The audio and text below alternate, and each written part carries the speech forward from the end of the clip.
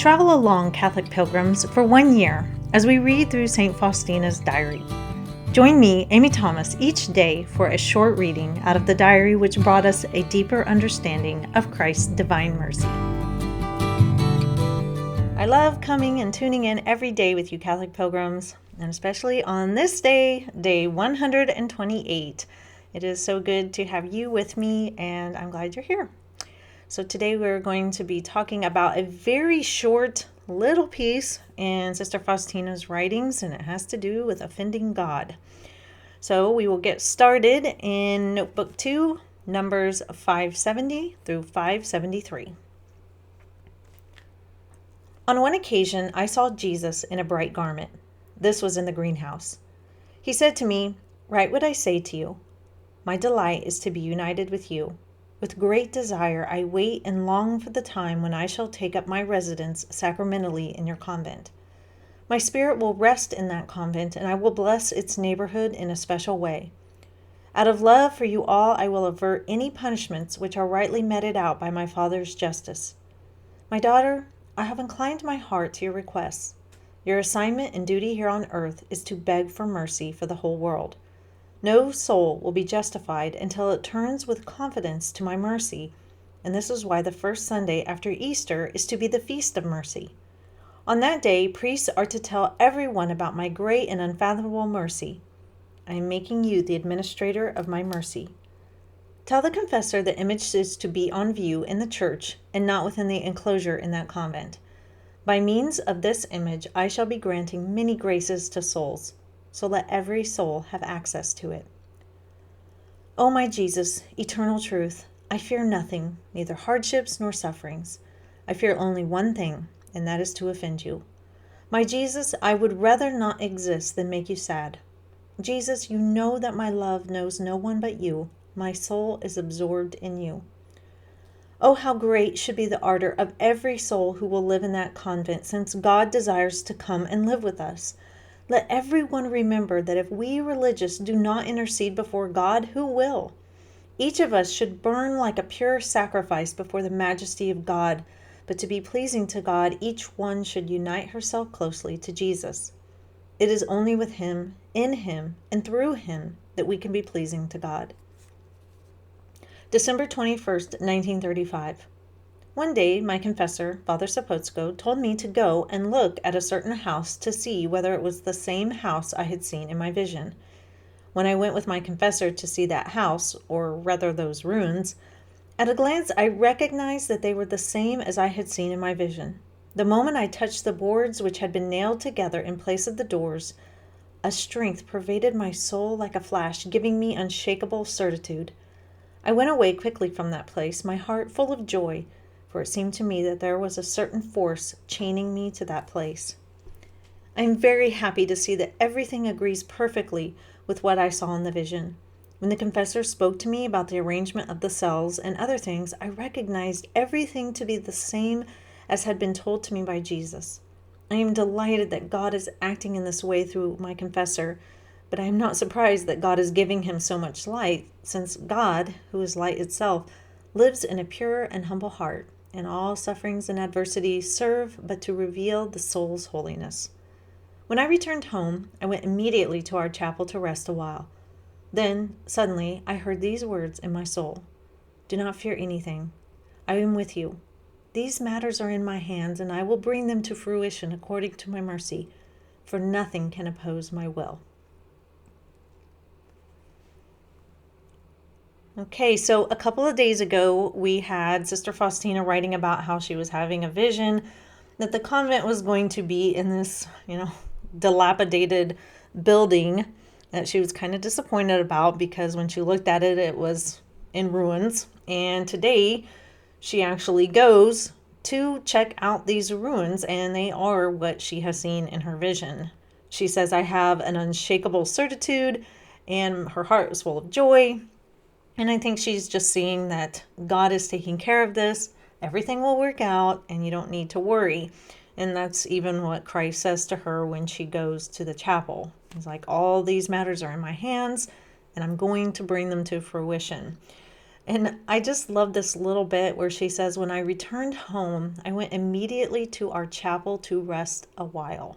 When I read that, I was like, ugh, it's so beautiful. It's so beautiful that she immediately goes to just sit in the chapel and rest with Christ for a little while after she's been out and about. And I love that vision. She's very lucky that that's something that she can do pretty easily by having a chapel there on the convent where she's at. But I wanted to talk about what she says about offending God. She says she doesn't fear anything. She doesn't fear adversity. She doesn't fear hardships or sufferings. What she fears is offending Christ. And this is something that every Christian should fear, is offending Christ. But oftentimes what we worry more about is offending others. Now, hear me out before we get into this. I don't think as Christians we should go around just purposefully trying to offend people. Obviously, being mean and vindictive and calling people horrible names and trying to make people upset and riled up is not something that we should do.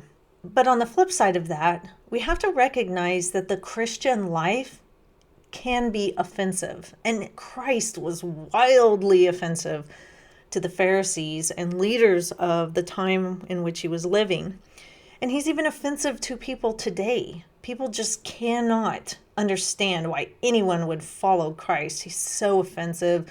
His teachings are so backwards. That was so long ago. Why would you even go follow somebody like that? And he's so not 2021 by, our modern progressive terms. So just being a Christian, our lives can be offensive to people if we live Christianity correctly. And I fear too often we're worried about offending people by showing that we are Christians. Oftentimes we don't want to, argue with anybody about a very important moral truth because we don't want to offend anybody with our thoughts or our feelings, or we don't want to show people that we're too Christian because that might offend people. It might make people feel bad. In those regards, we cannot worry about that, because if we cower away and try not to offend anybody with our Christianity or our Catholicism, we are in effect offending God, because we are not proclaiming him in our lives and showing that he is king over our lives. And we are offending him by not maybe defending Christ's name, by possibly using his name in vain, or not going to church because we want to go to our kids' volleyball game right at Mass time, or because somebody wants us to go do something right during church. And we don't want to offend that person, but we're okay with offending God by not going to Mass because we don't want this person over here mad at us. When if we would just say, I would love to help you. However, that's right during my Mass time. Could we work out another time? And if they get offended by that, then that's on them. Oftentimes, we're more worried about offending other people, just regular human beings, than we are about offending God. And when I see this all the time, I used to be this way so much, and I know I am in some ways still, because we all sin and we all fall short in this area. But I used to worry way more about what my friends thought, about what just people thought, coworkers, if I was maybe trying to be too Catholic or too Christian. I didn't want anybody to feel offended by that. Now, obviously, of course, I'm not going to go around with a bullhorn reciting scripture at work, or just only talking about my faith in front of my friends so that we don't ever talk about anything else. But I didn't want my life to look too Christian, because I thought that might offend some people, like I was forcing it on them. No, I am a Christian. That is who I am. It is my number one identity, is a child of God. And I can't hide that for fear of offending somebody. If they don't like it, then they can just not be around me. But nowadays, I'm more worried about offending God through my actions. And I do not want to do that. I know I mess up. I know I do. But This is something we really have to pay attention to, is which hurts more? Seeing somebody be offended by our Catholicism, or knowing that we've offended God?